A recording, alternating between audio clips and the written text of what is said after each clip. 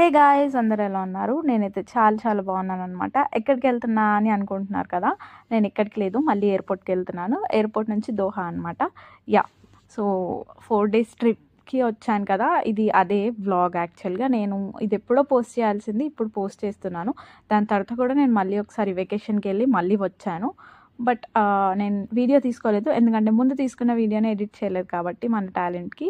So yeah, ఇది ఆ వీడియోనే. బోర్డింగ్ అయింది. బోర్డింగ్ అయిన తర్వాత ఫ్లైట్ ఎక్కేసి అయితే టేక్ ఆఫ్ కోసం వెయిట్ చేస్తుండే. ఫ్లైట్ టేక్ ఆఫ్ కాగానే నేనైతే పడుకున్నాను. ఒక 40 minutes పడుకున్న తర్వాత ఫుడ్ వచ్చింది, తినేసాను. తిన్న తర్వాత ఇంకా 4.5 hours తర్వాత మొత్తానికి అయితే ల్యాండ్ అయిపోయినాను.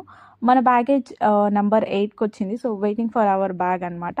రాగానే బ్యాగ్ అయితే పిక్ చేసుకున్నాను. 4 daysకి పెద్ద లగేజ్ ఏం లేదు, ఒకటే బ్యాగ్ తీసుకెళ్ళాను. So I was returning with the same bag.